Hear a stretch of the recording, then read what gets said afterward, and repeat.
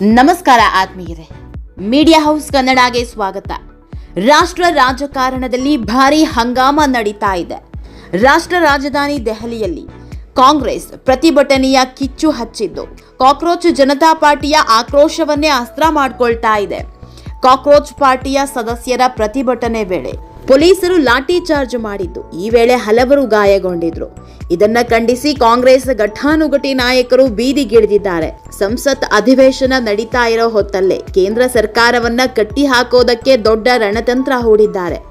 3-4 ದಿನದಿಂದ ದೆಹಲಿಯಲ್ಲಿ ನಡೀತಾ ಇರೋ ದಂಗೆ ಹೊಸದೊಂದು ಸಂದೇಶ ನೀಡೋದಕ್ಕೆ ಶುರು ಮಾಡಿದೆ. ಸ್ವಲ್ಪ ಎಚ್ಚರ ತಪ್ಪಿದ್ರು ಬಾಂಗ್ಲಾದೇಶ ಹಾಗೂ ಶ್ರೀಲಂಕಾದಲ್ಲಿ ಆದ ಪರಿಸ್ಥಿತಿ ಭಾರತದಲ್ಲೂ ಆಗುತ್ತಾ ಅನ್ನೋ ಅನುಮಾನ ಮೂಡಿಸಿದೆ. ಯಾಕಂದ್ರೆ ಈ ಎರಡು ರಾಷ್ಟ್ರಗಳಲ್ಲೂ ಇದೇ ರೀತಿಯ ದಂಗೆ ಶುರುವಾಗಿದ್ದು, ಅಲ್ಲೂ ಯುವ ಪಡೆ ಅಲ್ಲಿನ ಸರ್ಕಾರದ ವಿರುದ್ಧ ಸೆಟೆದು ನಿಂತಿದ್ರು. ಇದರ ಹಿಂದೆ ಹಲವು ರಾಷ್ಟ್ರಗಳ ಕೈವಾಡ ಇತ್ತು ಅನ್ನೋದು ಈಗ ಗೊತ್ತಾಗ್ತಾ ಇದೆ. ಆದ್ರೆ ತಮ್ಮ ದೇಶದ ನಾಯಕರ ವಿರುದ್ಧವೇ ನಿಂತವರು ಅಲ್ಲಿನ ಸರ್ಕಾರವನ್ನೇ ಕಿತ್ತು ಹಾಕಿದ್ರು. ಈಗ ದೆಹಲಿಯಲ್ಲಿ ನಡೀತಾ ಇರೋ ದಂಗೆ ಇದನ್ನೇ ನೆನಪಿಸ್ತಾ ಇದೆ. ಹಾಗಾದ್ರೆ ಮೋದಿ ಸರ್ಕಾರ ಎಡವುತ್ತಿರೋದಲ್ಲಿ ಈ ದಂಗೆಗೆ ಕಾರಣ ಆಗ್ತಿರೋದಾದ್ರೂ ಏನು? ಕಾಂಗ್ರೆಸ್ ನಾಯಕರು ಮುಂದಿಟ್ಟಿರೋ ಬೇಡಿಕೆ ಏನು? ಇದೆಲ್ಲದ್ರ ಬಗ್ಗೆ ಇವತ್ತಿನ ವಿಡಿಯೋದಲ್ಲಿ ಹೇಳ್ತಾ ಹೋಗ್ತೀವಿ. ಅದಕ್ಕೂ ಮೊದಲು ನೀವಿನ್ನೂ ನಮ್ಮ ಚಾನೆಲ್ನ ಸಬ್ಸ್ಕ್ರೈಬ್ ಮಾಡಿಲ್ಲ ಅಂದರೆ ಮಿಸ್ ಮಾಡಬೇಡಿ, ಈಗಲೇ ಸಬ್ಸ್ಕ್ರೈಬ್ ಮಾಡಿ. ಈ ವಿಡಿಯೋನ ಕೊನೆವರೆಗೂ ನೋಡಿ, ನಿಮ್ಮ ಅನಿಸಿಕೆಗಳನ್ನು ಕಾಮೆಂಟ್ ಮಾಡಿ. ಆತ್ಮೀಯರೇ, ರಾಷ್ಟ್ರ ರಾಜಧಾನಿ ದೆಹಲಿಯಲ್ಲಿ ನಡೀತಾ ಇರೋ ರಾಜಕೀಯ ಘಟನೆ ದೇಶದಲ್ಲಿ ದೊಡ್ಡ ಚರ್ಚೆಗೆ ಕಾರಣ ಆಗಿದೆ.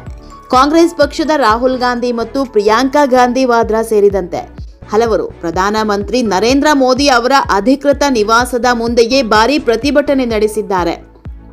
ಬಹುಶಃ ಪ್ರಧಾನಿ ನಿವಾಸದ ಮುಂದೆ ಇಷ್ಟು ದೊಡ್ಡ ಮಟ್ಟದಲ್ಲಿ ಪ್ರತಿಭಟನೆ ನಡೆಸಿರೋದು ಇದೇ ಮೊದಲು. ಯಾಕಂದ್ರೆ ಇಷ್ಟು ದಿನ ಸಾಮಾನ್ಯವಾಗಿ ಪಾರ್ಲಿಮೆಂಟ್ ಹತ್ತಿರ ಇರುವ ನಿಗದಿತ ಸ್ಥಳಗಳಲ್ಲಿ ಪ್ರತಿಭಟನೆ ಮಾಡೋದು ಸಾಮಾನ್ಯ. ಆದ್ರೆ ಈ ಬಾರಿ ನೇರವಾಗಿ ಪ್ರಧಾನಿ ನಿವಾಸವಿರುವ 7 ಲೋಕ ಕಲ್ಯಾಣ ಮಾರ್ಗಕ್ಕೆ ಹೋಗಿ ಮುಷ್ಕರ ಮಾಡಿದ್ದಾರೆ. ಇದು ದೊಡ್ಡ ವಿವಾದಕ್ಕೆ ಕಾರಣ ಆಗಿದೆ. ಈ ಹೋರಾಟದಲ್ಲಿ ಎಲ್ಲಾ ವಿಪಕ್ಷಗಳು ಒಂದಾಗಿದೆ. ಕಾಂಗ್ರೆಸ್ ನಾಯಕರು ಮುಂಚೂಣಿಯಲ್ಲಿದ್ರೆ, ಆಮ್ ಆದ್ಮಿ ಪಕ್ಷದ ನಾಯಕರು, ಸಿಜೆಪಿ ನಾಯಕರು ಹಾಗೂ ಸಮಾಜವಾದಿ ಪಕ್ಷದ ನಾಯಕರು ಕೂಡ ಸಾಥ್ ನೀಡಿದ್ದಾರೆ. ಶ್ರೀಲಂಕಾ, ಬಾಂಗ್ಲಾ ಆಯಿತು, ಈಗ ಭಾರತ.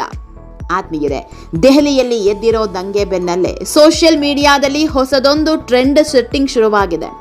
ಶ್ರೀಲಂಕಾ ಮತ್ತು ಬಾಂಗ್ಲಾದೇಶದ ಘಟನೆಗಳಿಗೆ ಹೋಲಿಸಿ ಚರ್ಚೆ ಮಾಡೋದಕ್ಕೆ ಶುರು ಮಾಡಿದ್ದಾರೆ. ಈ ಎರಡು ದೇಶಗಳ ಜನರು ತಮ್ಮ ಅಧ್ಯಕ್ಷ ಮತ್ತು ಪ್ರಧಾನಿ ನಿವಾಸಗಳ ಮೇಲೆ ದಂಗೆ ಎದ್ದು ಸರ್ಕಾರಗಳನ್ನ ಕೆಡವಿ ಹಾಕಿದ್ರು. ಹೀಗಾಗಿ ಶ್ರೀಲಂಕಾ, ಬಾಂಗ್ಲಾದೇಶ ಆಯಿತು, ಈಗ ದೆಹಲಿ ಅನ್ನೋ ಚರ್ಚೆ ಹುಟ್ಕೊಂಡಿದೆ. ಪ್ರತಿಭಟನೆ ಮಾಡೋದು ಪ್ರಜಾಪ್ರಭುತ್ವದಲ್ಲಿ ಮುಖ್ಯ ಹಕ್ಕು. ಜನರು ತಮ್ಮ ಸಮಸ್ಯೆಗಳನ್ನ ಸರ್ಕಾರಕ್ಕೆ ತಿಳಿಸಬಹುದು. ಆದರೆ ಉನ್ನತ ಭದ್ರತಾ ವಲಯಕ್ಕೆ ಗುಂಪುಗಳನ್ನ ಕರೆದುಕೊಂಡು ಹೋಗೋದು ಸರಿಯಲ್ಲ ಅನ್ನೋ ವಾದವೂ ನಡೀತಾ ಇದೆ. ಆದರೆ ಕಾಂಗ್ರೆಸ್ ನಾಯಕರು ತಮ್ಮ ಹೋರಾಟವನ್ನ ಸಮರ್ಥಿಸಿಕೊಳ್ತಿದ್ದಾರೆ. ಇದು ಶಾಂತಿಯುತ ಪ್ರತಿಭಟನೆ. ಸರ್ಕಾರಕ್ಕೆ ತಮ್ಮ ಸಂದೇಶವನ್ನ ಸ್ಪಷ್ಟವಾಗಿ ತಿಳಿಸೋದಕ್ಕೆ ಇದು ಅಗತ್ಯ. ದೂರದ ಸ್ಥಳಗಳಲ್ಲಿ ಪ್ರತಿಭಟನೆ ಮಾಡಿದರೆ ಸರ್ಕಾರ ಗಮನಿಸೋದಿಲ್ಲ. ಜನರ ಸಮಸ್ಯೆಗಳನ್ನ ಗಂಭೀರವಾಗಿ ತೆಗೆದುಕೊಳ್ಳಬೇಕು ಅಂತ ಕೇಂದ್ರ ಸರ್ಕಾರದ ವಿರುದ್ಧ ಮುಗಿಬಿದ್ದಿದೆ. ಅಲ್ಲದೆ ಪ್ರಮುಖ 5 ಬೇಡಿಕೆಗಳನ್ನ ಈಡೇರಿಸುವವರೆಗೂ ನಮ್ಮ ಹೋರಾಟ ನಿಲ್ಲಲ್ಲ ಅಂತ ಹಠಕ್ಕೆ ಬಿದ್ದಿದೆ. ಅದರಲ್ಲಿ ಪ್ರಮುಖವಾದದ್ದು ಶಿಕ್ಷಣ ಸಚಿವ ಧರ್ಮೇಂದ್ರ ಪ್ರಧಾನ್ ರಾಜೀನಾಮೆ. 2ನೇಯದ್ದು ಸದನದಲ್ಲಿ ಪ್ರಧಾನಿ ಮೋದಿ, ಗೃಹ ಸಚಿವ ಅಮಿತ್ ಶಾ ಉತ್ತರ ನೀಡಬೇಕು. 3ನೇಯದ್ದು ವಿದ್ಯಾರ್ಥಿಗಳ ಮೇಲಿನ ಲಾಠಿ ಪ್ರಹಾರದ ತನಿಖೆ ಆಗಬೇಕು.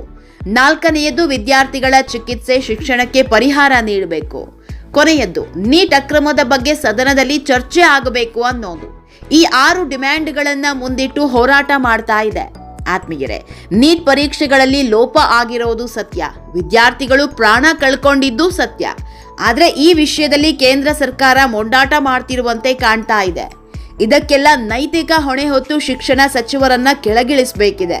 ಆದ್ರೆ ಈ ವಿಷಯದಲ್ಲಿ ಕೇಂದ್ರ ಸರ್ಕಾರ ಹಠ ಸಾಧಿಸ್ತಿರುವಂತೆ ಕಾಣ್ತಾ ಇದೆ. ಉರಿಯೋ ಬೆಂಕಿಯನ್ನ ಆರಿಸೋದು ಬಿಟ್ಟು ಹಠಕ್ಕೆ ಬಿದ್ದಿದೆ.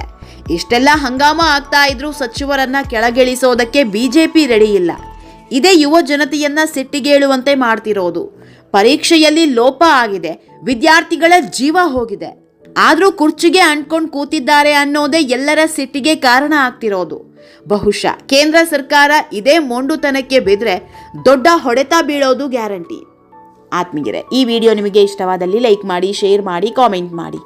ಇನ್ನೂ ನಮ್ಮ ಚಾನಲ್ನ ಸಬ್ಸ್ಕ್ರೈಬ್ ಮಾಡಿಲ್ಲ ಅಂದರೆ ಮಿಸ್ ಮಾಡಬೇಡಿ, ಈಗಲೇ ಸಬ್ಸ್ಕ್ರೈಬ್ ಮಾಡಿ.